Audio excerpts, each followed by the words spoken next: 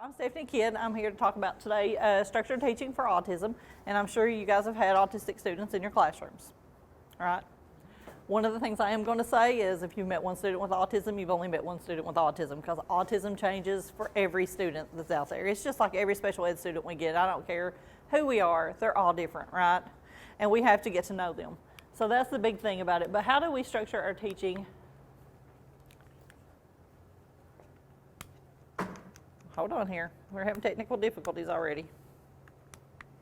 For autism, we don't need to sign in. So what are some characteristics of autism that we know for sure that happen for all of our kids? Now, it's going to be a different level for each one. That's what we got to think about. So they have problems with implicit learning. That's that automatic learning that we get. It's intentional, it's truly intentional. It should just be there. They have differences in attention span. Now, being a person who has ADHD, I can tell you right now, I have a difference in attention span than other people, right? I tend to fidget more, and I draw things, and I doodle, and those kind of things on the side of my paper. But I also learn from doing those things too. So the differences in attention is going to depend upon the student and how long they can actually pay attention to it. They're visual learners. That's why in preschool we talk about everything's labeled, right? Everything in a preschool classroom is labeled. I'm talking chair, table, lamp, anything that's in that room has got a label on it. For our autistic kids, they need that too. They need that visual stimulation at all times. And then they have difficulties with executive function, and they have difficulties with multiple perspectives. So when I talk about multiple perspectives, is being able to transfer that learning and being able to bring that learning to something else. So if they work with teddy bears all the time, they can't transfer that to counters. They have trouble. Even though I can do addition and subtraction with teddy bears without a problem, when I give them counters or I just give them a number line, they can't transfer that understanding. It's like they don't even know what they were doing. And then, of course, they have difficulty in sensory processing. Multiple abilities to have that opportunity in the multisensory training that Chastity and I just talked about, having that opportunity to do it multiple ways and then with movement helps these students. So what's also that we know? Difficulty with generalization. So when I talk about generalization, they can't transfer their knowledge or they can't exhibit skills across materials or paper. Just like I was talking about with counters, moving from teddy bears or moving to a number line, they can't do that. So they need that consistency with them. And then knowing what to do based on prior knowledge. So this is a problem with math, because what do we know about math? What do you know about math? It's visual for one thing. A lot of it's visual, okay. What else? We have to have it in memory for a lot, but what else do we know? We know that it builds on itself, right? Addition and subtraction builds on each other, multiplication and division builds on each other. Every grade builds on the last grade. We are truly building on something they already know. So for math, it's huge for us to be able to know that prior knowledge, hold on to that prior knowledge, and be able to build upon it every year. Sometimes we feel like we're starting over again. Do you ever feel that way? You come back from Christmas break and you feel like you're starting over, right? We do this all the time. With these kids, that happens quite often. Attention, they have a very narrow focused. Little things can get them completely off track. Now, and I'm going to talk about that today with our visual schedules and those kind of things, but narrow focused, there are certain things they love. I had a kid who loved Big Bird, right? Big Bird, Big Bird, Big Bird. Everything we talked about was Big Bird. Loved it. Anything yellow was Big Bird. Didn't matter what it was still Big Bird. So we had to have those conversations to get him back on track, right? Sometimes you have to appease them a little bit and then get them back on track. And they have difficulty disengaging from one task and shifting to another task. These kind of activities, by giving them, again, a visual schedule, giving them heads up prior to, I hated it when we had surprise fire drills. I'm going to be the first one to say it. I hated surprise fire drills. They would throw my kids into chaos because it was not their typical routine. What do you mean we got to go outside right now? We got to go outside right now? Why do we got to go outside right now? Why is that thing, why is that alarm going off? Why is that alarm going off? And then after we would get back in, it was, why do we have that alarm? What was going on? And even though I had explained it, it was a fire drill, we were still fixated on it, right? it was still a problem. And then they can't see the big pictures. They tend to narrow focus. Again, back to what we were talking about earlier. They have that narrow focus. They can't see the big picture. They can't see all the steps to get to the end. So in mathematics, we know there's multiple steps, right? So when they're narrow focused and they can only do a part of it, it loses them in that. So I'm going to refer back to math because that's what my specialty is. But also in reading, when they're reading, they'll pick up on one thing. And you can read a whole story, but they pick up on a single thing, or they'll pick up on just a segment of it, and they don't try to think about the whole story in general. So giving them the opportunity to see it multiple ways is what we need to do. I'm going to go through this real quick so we can talk about some other things. Changing the environment. So in your classroom, we love our classrooms to be colorful. We love them to have lots of stuff in them.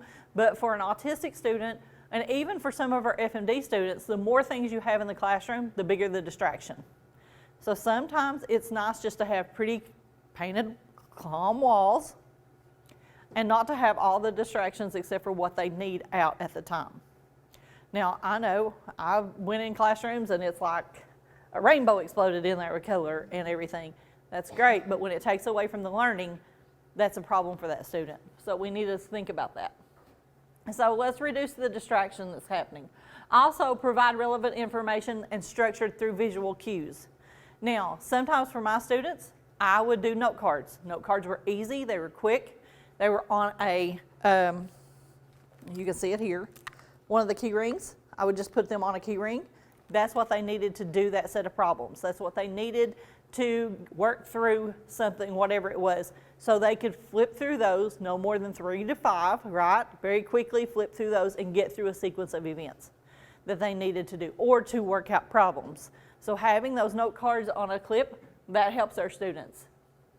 Also, we want to make sure with visual cues, and I've got one right here, for our students. Sometimes they need something very simple for that visual cue.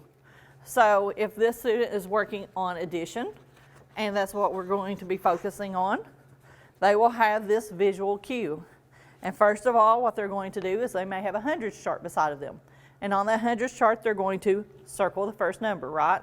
So they're going to go to the hundreds chart and they're going to find this 37, they're going to circle that number.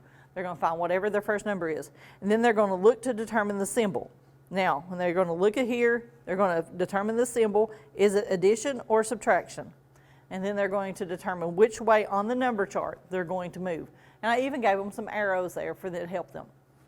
And then the last one is move the correct way and count. So they're going to move 28 toward the positive, right?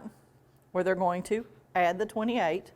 And then they're going to get their answer. And then circle the block that you land on and write your answer. So gives them steps. They know what they're going to do each step of the way. So having a visual cue like this, so they do 5 or 6 problems, will help. For those kids, we want to make sure that they have, if they need this, and then we can take away. We may not take away everything on here at first. We may only take away the arrows that are pointing. We may leave this circled, and we may just leave the rest of it. Then we'll gradually take away the circle. And then we may even take away the problem, and they just have to have this. So these are some things. Now, if your student can't read, what do we need? We need to have, again, those visual cues of exactly what they do, first, second, third, fourth, those kind of things. I do a lot of visual schedules that have pictures on them, and that helps our students. Clipboards are my friend. I'm going to say that now. I don't know if you guys use clipboards a lot, but clipboards are my friend. And I had multiple ones of those that was hanging behind my desk so that I could pull them up quickly so a student could use them and they could just flip through them.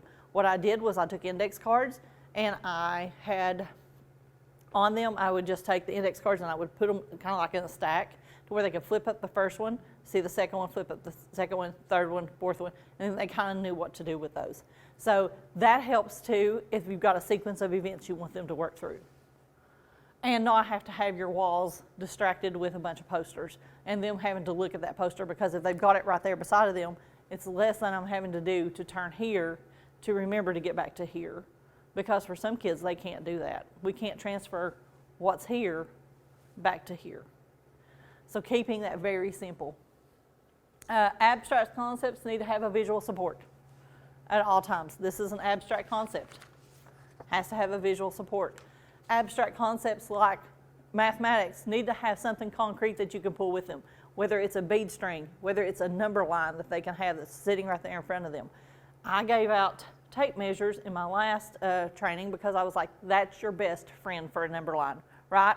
It's quick, it's easy, I can pull it out of my pocket. If I had my thing on, I would have had one today, because I keep a tape measure in, you can tell my math teacher, I keep a tape measure in my purse and I keep a tape measure in my pocket for my jacket.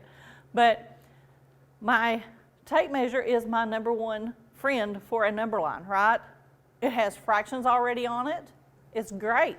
So having a simple little tape measure that you can roll up and pull out is perfect for that. Matter of fact, you guys have one in your bag, don't you? Do you have a tape measure in your bag? Look in your bag and see if you have a tape measure. Yes, you do. You have our KVEC tape measures. These are perfect. I'm going to borrow yours for just a second. These are perfect to carry around with you because, one, they're small. But if you look, and there's a reason I love these. On the front, of course, you have your numbers and fractions, and the kids can use this. Now, if there's a kid who is, let's say they're fixated on cars. They love cars. Take a car, let them run it across the tape measure. They count as they go up. They use it for addition. We stop at the first number on the addition problem. Now, where are we moving to? We move backward if we're subtracting. We move forward if we're doing addition. And so they move up with those.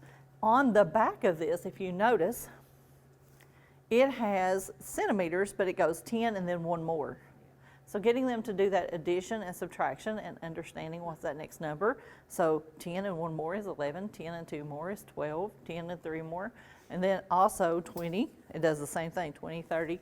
Those, getting them to understand those numbers is really wonderful. So these are really handy for those kind of activities to be able to do with your kids. And it's a good visual aid that you can quickly put up and have out. It don't take a lot of room, but yet, you know, we're not cluttering up the other stuff. Calendars, first then boards. We want to talk about those. We want to talk about agendas today and ways to shift their attention and disengagement. Getting kids having a timer, and I think Doug's going to hand out timers today, right? Having a timer that lets them know this change is coming, so they know I'm going to be shifting to something else, and let it go off about 3 to 5 minutes prior to, allows them to get it in their head that I need to be changing, right? When they don't have that and you just kind of come over, hey, it's time to go to lunch, and they're still doing whatever they're doing and they want to finish, this becomes an issue. If I have a timer set and it goes off and say, hey, that's your timer, you need to be wrapping up whatever problem you're on, it's okay, we're coming back to that. Or we're going to finish that at another time, gives them the opportunity to change over and get ready to move with you. But having that opportunity for them to do that. I use timers all the time in my classroom because I wanted, one, to keep me on track. I don't know about you guys, but I can get fixated on some things too myself. But one, to keep me on track, but also for them to have that opportunity to change too. So those are things that are very helpful. We talk about first then boards. And I'm going to give you guys a couple of first then boards. Right here is what a first then board looks like, and I'm sure you probably, have you guys used first then boards? No? Okay. So first then boards are just this. It's a first and then. First we're going to do this, and then we're going to do this. Yep, okay. See, you've used first then boards. So first I'm going to do writing, and then I'm going to have a bathroom break, right? So, and I set a timer. We're going to do writing, and then we're going to do a bathroom break. And then we know, what are you going to do now? We're moving over to a bathroom break, and we're going to change to reading time. I had a student who we needed to give a little break in between, and he would just go get some water. That was all he needed, was to go get some water, come back, sit down, and we could get started again. Now, sometimes this is harder for our students. Has anybody here used popsicle sticks to get them through? Have you ever used the popsicle sticks where you write your stuff on the popsicle sticks and they get a choice out of it? Because if you've got a student who's...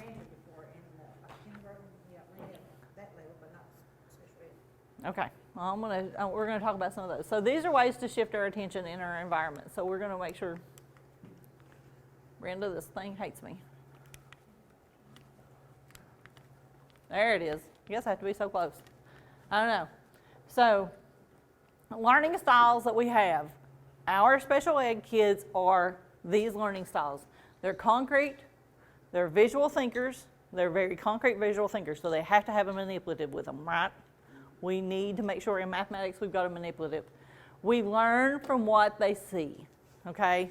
So again, labeling things, getting those kind of things helps our students. And then they have limited auditory processing. One-step directions. Start with that. Keep it very simple, one-step directions. Go get your pencil. And I'll wait. If they don't move, go get your pencil. What'd I say? Go get my pencil. Okay. They'll go get their pencil, right? They come back. Then I give them the next step. I am not going to overload them because my auditory processing is limited, okay? The next thing is delay in the processing information, so they have to have multiple exposures. We talk about I do, we do, you do. Explicit instruction is very valuable for these kids. And when I talk about explicit instruction, that goes with the vocabulary that needs to go with it too.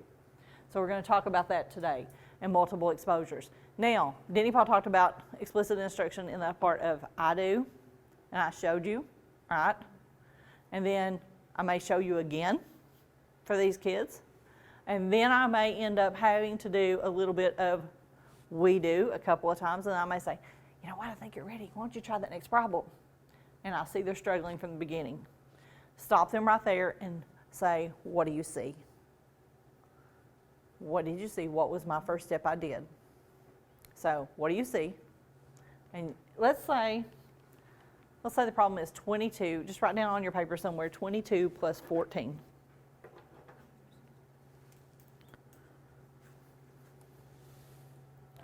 What do you see there?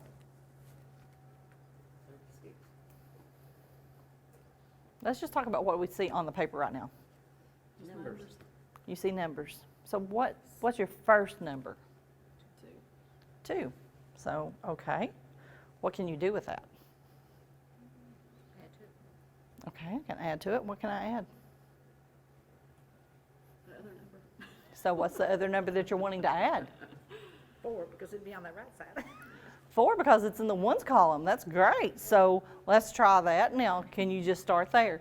Just asking them what do they see, getting them time to break that up and to look at it, and then ask them what's the next part that they want to do. Because I can self-correct you at that point, right? We've actually moved back to the we do section, but I'm wanting you to talk more than I am, okay? And when we're in that we do section, the kids need to be talking as much as you are, if not more. Getting them to explain it. But with our kids who are autistic, they can start with, what do you see? Actually, any kid, just start with, what do you see? I can't be wrong with what I see. All right? I see you have a blue shirt on today, and it's got some red writing on it. Those are all true, right?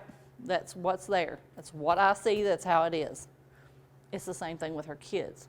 I don't know what I'm thinking. I can't organize that well enough to tell you, but I can tell you what I see.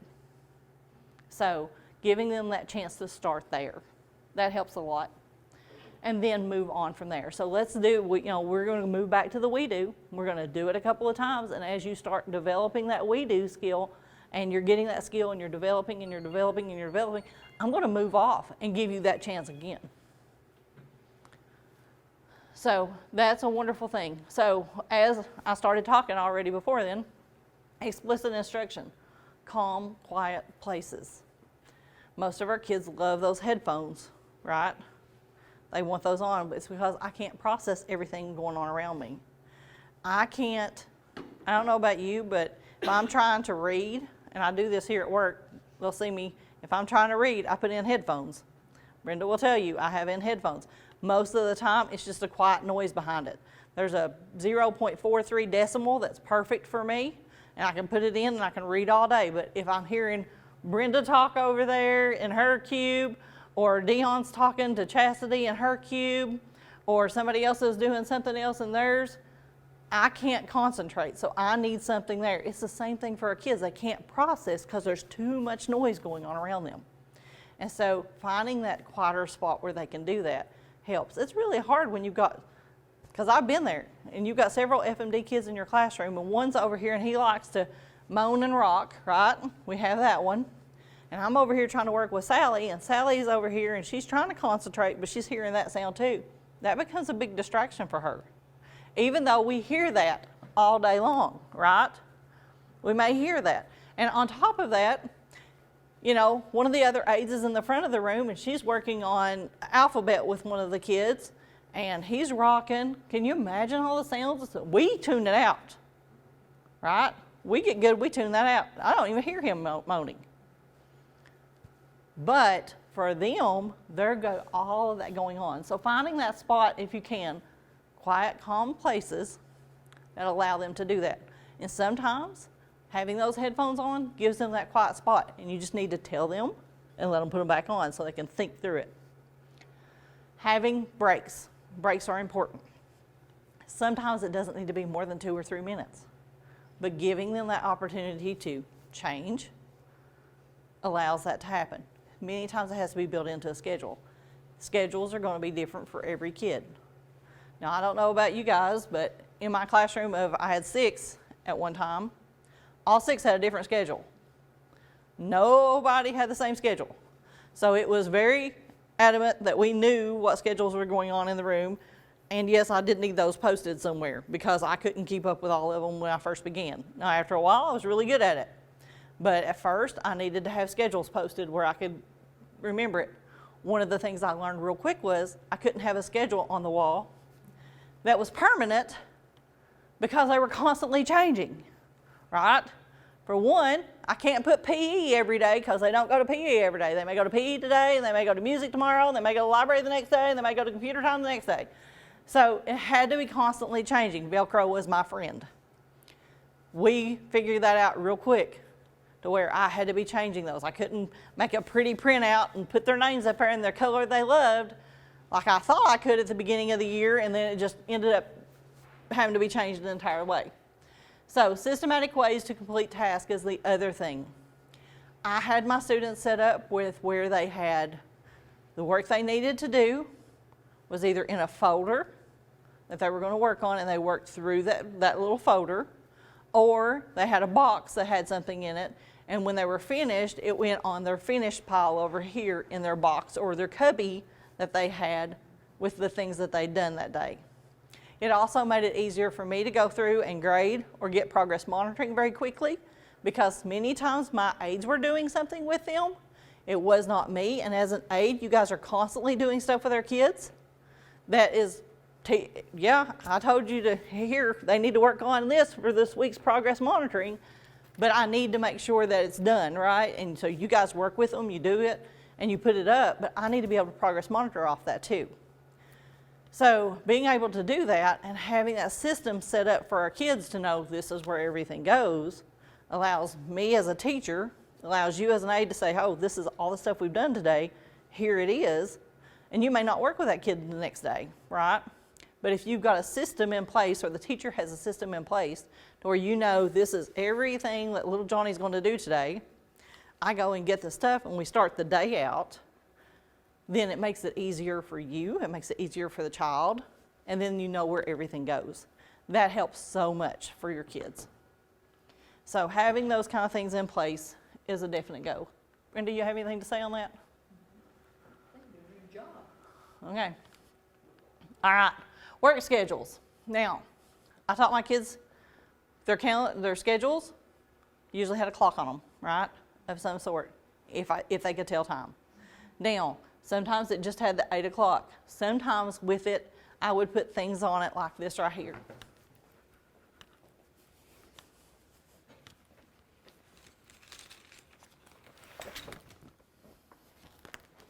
Like I said, Velcro was my friend. And I just made this one up the other day. Actually, this morning I finished it up. So 8 to 8:15, we come in, we had to go to the bathroom, right? That's usually first thing. And then we would have to hang up our clothes. But I would always have something on there like, here's bathroom, and then the place where it's going to be. Now, I tried to make it as similar as possible to something they were going to work on. Now, if I knew that they're going out of the classroom, let's say that they're going out of the classroom for science, what's something they're going to need. And then we would have things listed that they would need to take to science class. So if they were going to science, they needed to get their science book. They may need a notebook that they're supposed to take and a pencil. And I would have those on here too, so that they knew what they were supposed to do. One of the things my kids, especially my older kids, love to do is, oh, I'm done with this one today. I'm taking it off, and it's going to go up. Look, my time's done for that time. And then if they had a little bit of time, we would give them a small break to do something. Usually it was to look through a book, read or a reading activity, or get to play with blocks, those kind of things that they could do. Or if we had task boxes that they loved to do, like one had a puzzle in it that they liked. Those kind of things were always good to have an option. But I would give them a schedule, and this would be their schedule for the day. Of course, I realized later, this also sometimes changed. So we don't always have to have this. It can be just some of these stickers that are put on there, again, like Velcro, and we just stick it on there. And so that they have it, and then we don't have to worry about it. So having that opportunity for them to go over and say, oh, what do I need? And they just take it off. Oh, I want to go get my science book. And they pull off their science book and they put it in the bin, and they go get their science book. And then, oh, I need my folder. So I go get my folder. And now I need my pencil. Do I have my pencil with it? If I do, okay, now I'm ready to go to science class. Gives them that opportunity to start being a little bit self-reliant upon themselves without me having to go tell them everything they need. Or I love this one. We already have it stacked up for them. I was guilty of that one.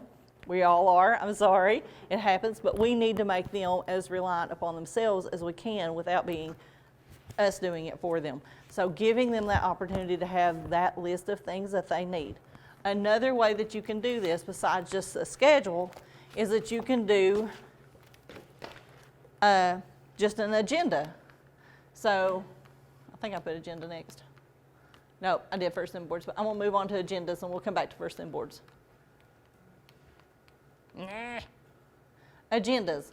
So agendas may look like this, and giving them that opportunity for them to know everything that they're going to do in that science class when they get there, right? So if that science teacher is nice enough to you to say, hey, today we're going to do this, this, and this, or you automatically know they're going to have a bell ringer every day, right? So having them to have that opportunity to be able to look and say, I got this done, now we're going to be moving on to this, and so they know what they're doing and what times.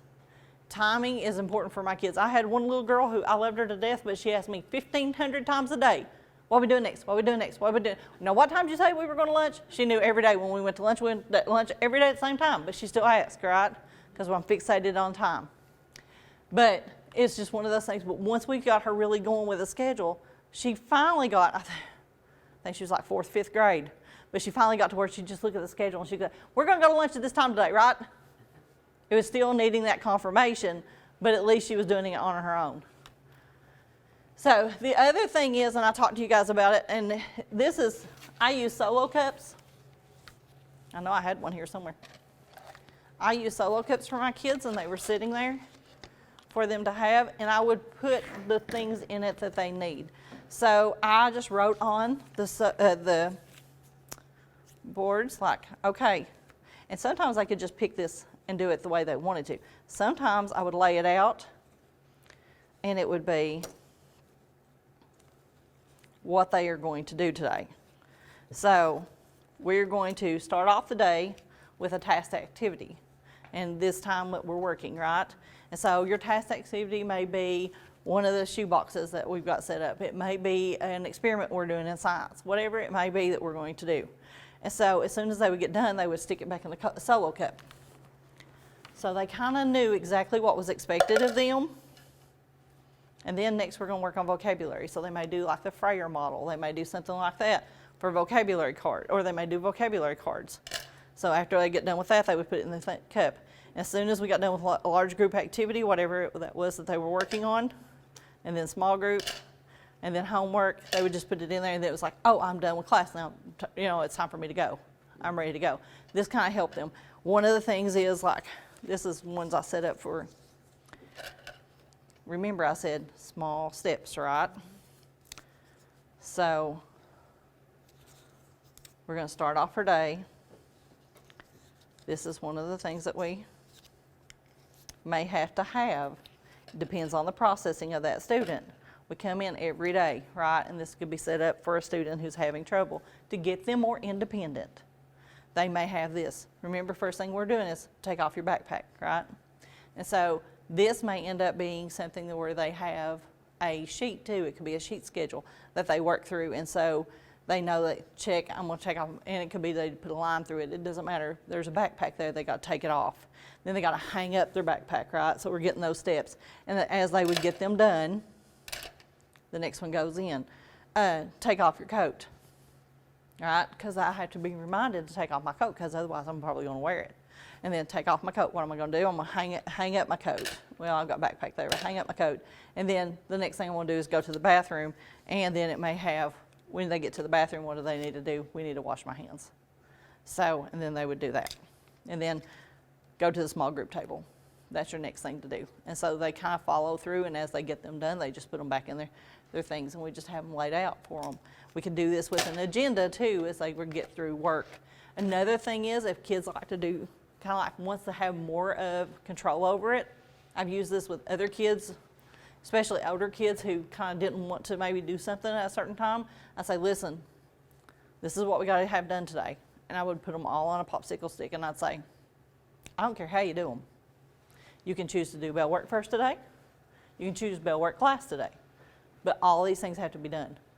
And they would put them in the containers as they would get finished with them.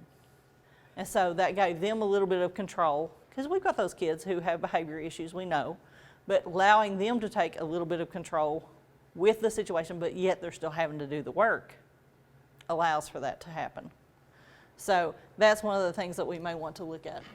With this one, this agenda, it's a little bit more specific. We're going to do bell work at first, then we're going to work on our Frayer model, and then we're going to look at math instruction, and we're going to practice with feedback on page 86, right? So they know they're going to get out their book and they're going to look at 86. And then we're going to either, you have a choice. You have small group work, or you can have computer time. And so they would have maybe IXL that they're working on computer time, or small group means they're coming to a teacher or a paraprofessional at the back of the room, and they're working on whatever it is that they're working on at that time. They may need extra help and they're not ready for the IXL. So this could be a good agenda that they could do. Now, I've got first then boards for you guys. And I went ahead and laminated those for you. So you guys can just split these up and take them. And then I gave you some that are not. So make sure you take all of them, because I don't want them back, please. Like I said, the Velcro works easy for those, and just pop them on there, and it's really good. So first then boards are really good for those kind of activities. And I would suggest finding a thing, like a good example is, for first, is they're doing the activity that they need to be doing. I have to complete that activity to get to the next thing, right? And sometimes the then can be an activity they enjoy.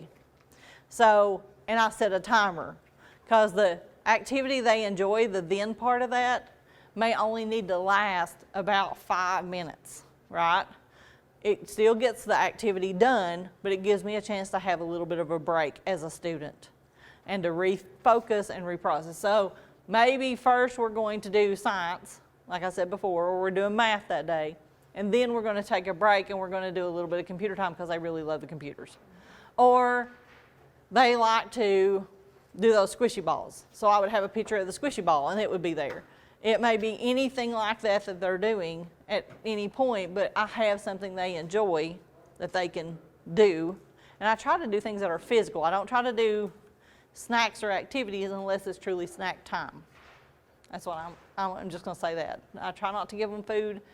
I try to make it an activity in which they're going to enjoy, but it's going to have to be an activity they enjoy. Huh? Yeah, we've got some that love their heart. They love to eat. They really do, but we try to make it something else as often as possible. Now, if it's in their IEP that they get a snack every hour on the hour, you give them a snack every hour on the hour. But now, if it's not in their IEP because it's not feasible for her to eat every time we turn around, right? I mean, it's truly not feasible for that to happen. So we might want to reduce that snack at a time. And so Starburst makes these mini Starburst, or they only get 3 M&Ms. Whatever it may be, it's still reduced to a point to help them out. But I try to make it something physical that they like, such as the squishy balls. I know they love those sensory balls, those kind of things. I had one student who we had a spinner in the back of the room. He liked to spin. We'd take him back and let him spin for a bit, you know, and the timer was set, and as soon as the timer was over, it's like, hey, bud, you gotta come.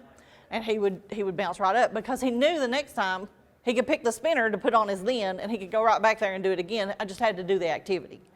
But it was getting him every time to know that's what I had to do. Like his schedule was there, and then we used first then boards, and he knew what his schedule was. Oh, okay, next is math. I gotta do my math time for 20, 30 minutes. I tried not to make any of my activities, as you've seen on my calendar there, most of my activities were 20 to 30, no more than 20 minutes, because that was as most of my kids could handle. 10 for some, so their schedule would look a little different. And we would just break up the math time with a then in between. So they do 10 minutes, we'd do a then for 5, and then we'd do another 10, and then we'd do a then for 5. So having that opportunity to break that schedule up, but they also knew that's what was going to happen. Like every day, that's how it happened. And for my kids, I also would tell them, there is no then until this is finished, this part's finished. You've got to truly show me some effort here, because we've got to get through it. And if they understood, or they were capable of understanding, then we would. But if they weren't capable for a while, we'd just pull them back. We'd just pull them back, because we had to get that routine down, right? Every day was a routine. I had one student that the worst routine was the very end of the day, because he was tired and he was aggravated and he didn't want to do anything that anybody else wanted to do. But you know what? It was still the same routine every day, and he finally got understanding by the time we got to Christmas, and then we had to start all over again. So it's what happens, guys. I mean, I've been there, I've done that. The Frayer Model, I'm going to talk about this real quick. How many of you guys have done the Frayer Model? Okay, well, I've got some of these that are already laminated, so I'll give you 2 or 3 of those. These are perfect for explicit instruction for our students. And I'm going to say these are perfect for math. Y'all got some friends who are sitting here with you? I'm going to leave these for them. And here are some that you can copy. So there you go. So the Frayer Model with these, I'm going to see if I've got some markers real quick.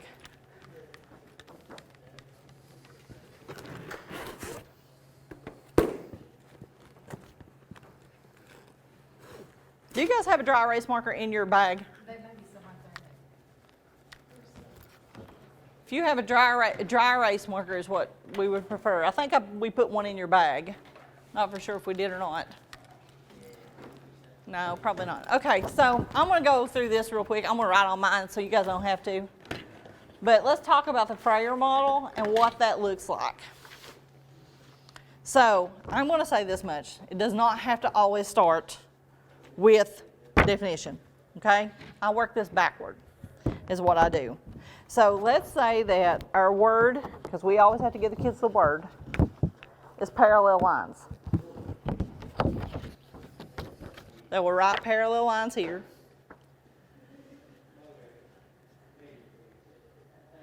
I have horrible handwriting. That's why I'm a math teacher. Anyway, so they're going to write parallel lines here. What I do is I ask them to give me an example of parallel lines. So what's a good example of parallel lines? If I drew parallel lines, what's going to happen with those lines? I probably shouldn't have started parallel lines, sorry. They're never going to meet. They're never going to meet. They look like what? They look like railroad tracks, right? They go on and on forever in the same direction, and they never cross, right? I could draw them that way. I could draw them this way, right? These are parallel lines. They are never, ever going to meet. Now, what's a non-example of parallel lines?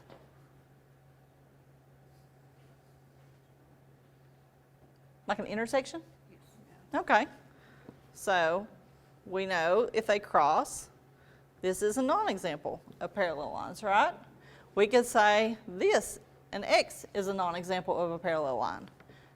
A capital T is an example of non-example for parallel lines. So all of these are non-examples, right? So if these are non-examples, based on this, what can you say about these parallel lines?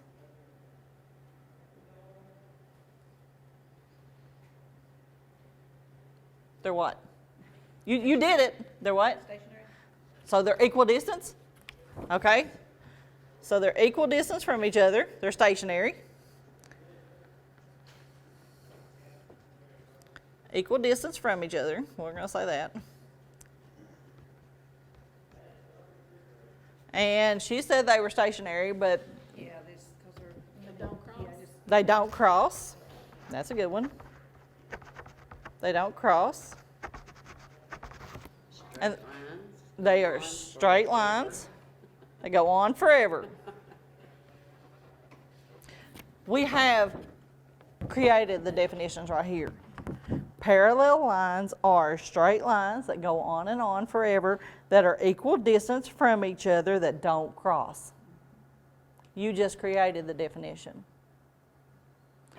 We worked backward, but now we created the definition, and we can write that out.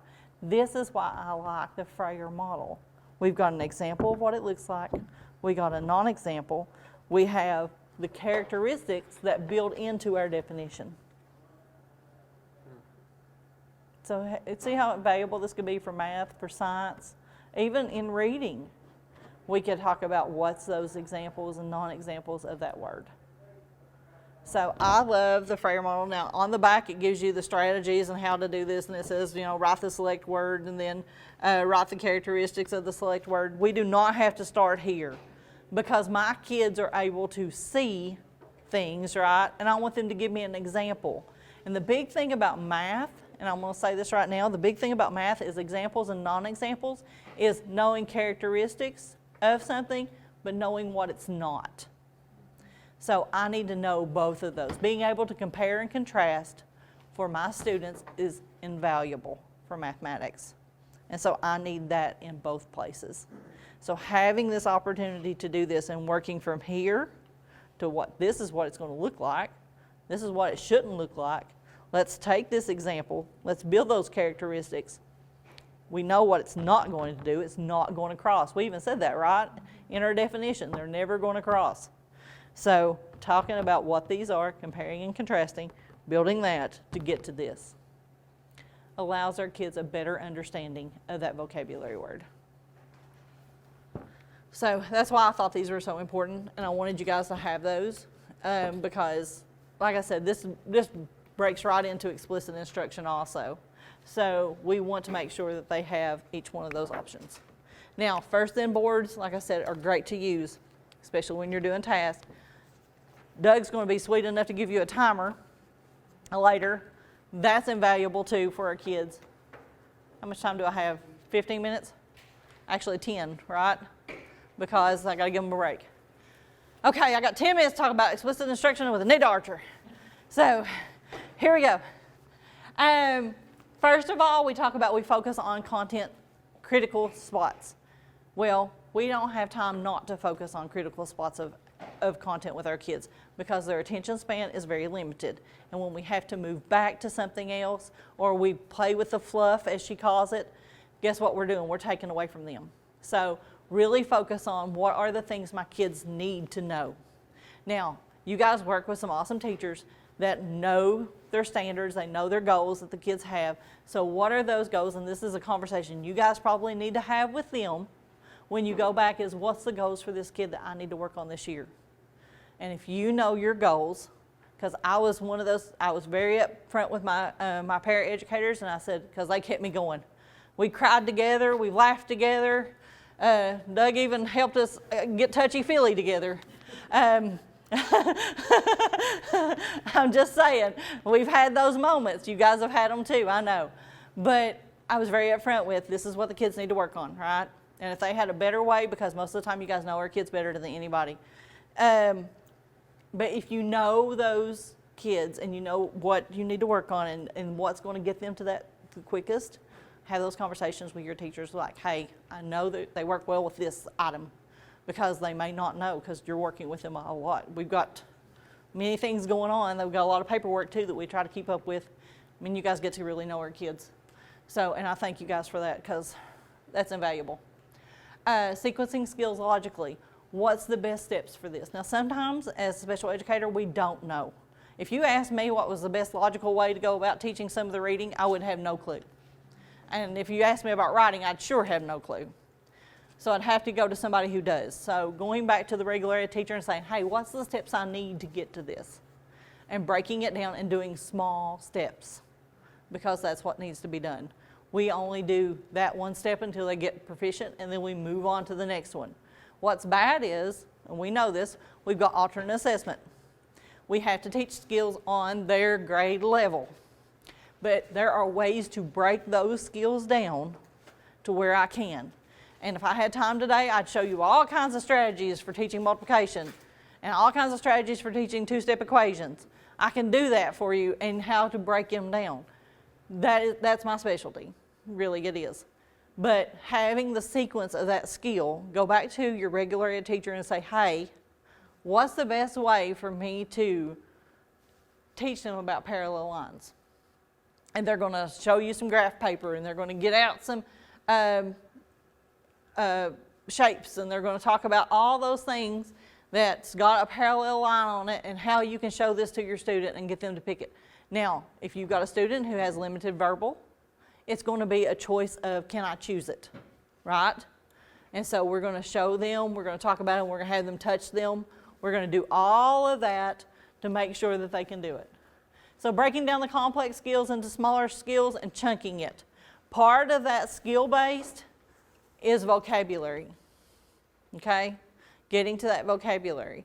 And for those kids, it may be that it's you doing that vocabulary often enough that they can choose it. Because we've got nonverbal kids, and with those nonverbal kids, it's all about the choice. It may be even about the eye gaze, but it's still about a choice that they're making. And they need to know that vocabulary because, guess what? They're still taking that same alternate assessment test with that same vocabulary, and we can't change it. So we have to give them that opportunity to have that vocabulary. Design organization and focus lessons. I make boxes up specific, and I don't know if your teacher uses shoe boxes. Do you guys use shoebox task? Well, sometimes. yeah, where would be? I created shoebox tasks for algebra stuff. I created shoebox tasks for geometry stuff. I created shoebox tasks for decimals. There was specific tasks per kid, per grade level that I had that had shoebox tasks with them that I could just pull out and I could sit on the table and say, that's the thing we're working on today. This is all of little Johnny's shoebox tasks that we need to work on. So having those. Designing of instruction. We need to organize and focus our lessons. We need to begin the lessons with a clear statement, goals, and objectives. We already have our goals, really. But telling that child every day, today you're working on decimals, and I need you to add decimals, but I really need you to look at aligning those decimals. Turning that paper sideways to where the lines are this way and they're putting one numeral in there helps them to align decimals. That's just a little hint I'm giving you now. And the decimal goes on one of those lines and then add the kid lines around them. That helps. Graph paper helps with aligning decimals. Those kind of things are things we need to think through for our students. And if they can't align them, like if they're having trouble, create a rope and then they just put the numbers. You have number cards, and they just put them on each side of it. Can be one of the ways that you can do it. So those are some, if they can't write. Some of our kids have trouble writing, so they just put the number cards down. That's another way that we do it. Reviewing prior skills and knowledge at the very beginning. Remember what we talked about yesterday. Now guys, I'm going to tell you, I come back from spring break, I come back from Christmas break. Christmas break with a bunch of snow is even worse. But when we come back, we got to really review prior knowledge. So that's a big thing. And we got to go back through everything we done. You're starting back over fresh on that day. You come back and you got to really think about what were those behavioral skills I've already taught and do a reminder of those for a couple of days. So that has to be there. Another thing is that you're going to do step-by-step demonstrations all the time. It is a lot of you doing the step by step by step by step. And it can be as much as I would even model for my kids. I would come in, I had a backpack back then. I'd take off my backpack, I'd put it in my cubby, I'd take off my jacket, I'd put it in my cubby, so they saw me doing it as much as they knew they needed to do it. So those are kind of things that it needs to happen for them. Clear language, be concise, but break it down. Like I said, autistic kids, one step, right? When they get to they're able to handle two, that's great. But for right now, it's one step, and it can be as simple as go get your book. Get out your pencil. Okay, let's get started. You know, and it takes, put your name on your paper, and you wait. So those kind of things need to happen. Provide and guide, examples and non-examples. I just gave those to you, right? Frayer Model is a perfect one for examples and non-examples if I'm doing it. I have my favorite no's. I did that in my classroom when I was doing math for my regular, I call it regular special ed, I don't know what else to call it, but a regular special ed, when I taught them, I had to think about what was I doing and giving them examples and non-examples. I didn't want them looking at each other's papers because they all know each other's writing, I'm sorry. But I would take one of their work and I would do a my favorite no or my favorite mistake. And if I started calling it my favorite mistake because I didn't want them to be ashamed of making mistakes. This is my favorite mistake. They were like, your favorite mistake? Yeah, look what I'm learning from it. You know, because we learn from our mistakes. How many times have you done something, you had to do it over? You learned a whole lot more from doing it over just because you made a mistake.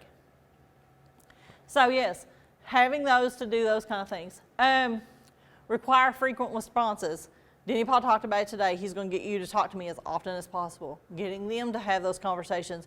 And it can be as simple as if you've got a kid who can't talk, they choose. But they have to choose a lot. And it may seem redundant, but it's good for them to be able to do that. And it can be good for them if you have those choice boards. I created over, we had one of the counties, I went over and created a thing on the wall, and the kids could come up and we would take them off and their choices, they actually had to walk around the wall to put the choices back up. And it works for our kids because then they're moving to it too. And the cool thing is I could say a number, and for my kids, if they had like a bigger choice board that they had to move to, they would go to that number, like just stand in front of it so that they could get their attention. So those kind of things help. So having frequent responses to where they're doing that. Monitor students' performance closely, making sure that you don't allow them, I just talked about this over there, and I'm glad I remembered this, but don't allow them to make the mistake multiple times. It takes us 21 days to create a habit.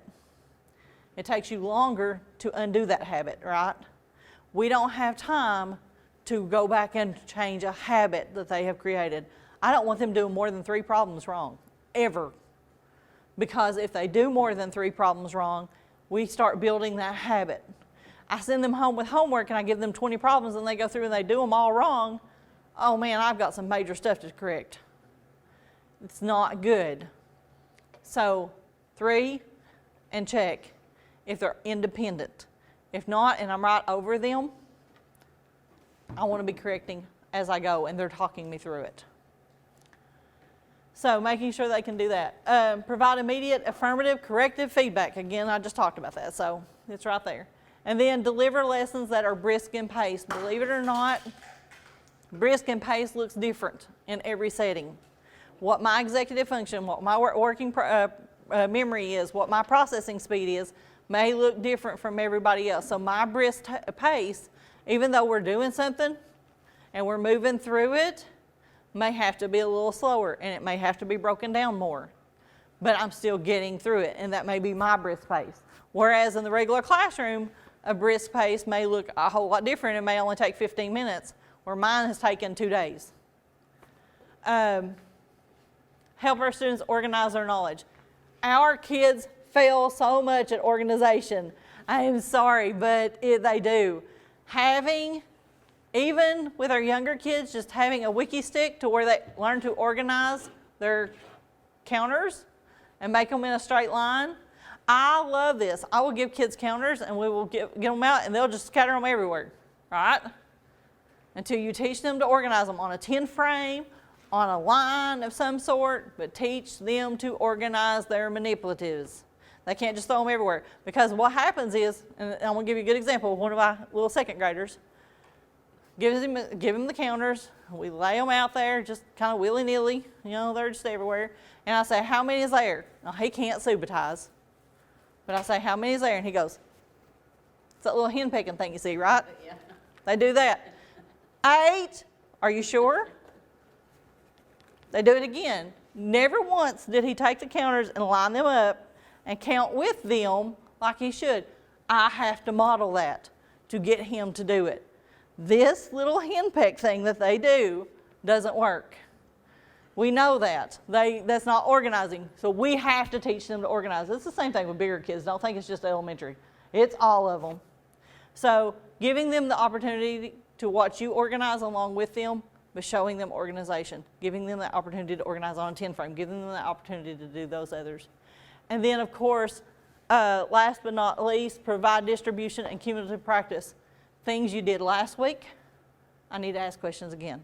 Things you did 2 days ago, I need to ask questions again. Keeping that going for them so it's kind of like that retrieval. Well, that's what we call it. It's the retrieval from the back of my brain that's got buried back here. Good example is I ask you to do algebra problems right now. Could you do them? Now, you've probably all had algebra at some point in your life. But could you do them right now if I gave you some algebra problem for distribution or whatever? Could you do that? So you had it. At one time you could do it. But now, because I didn't use it, what happens?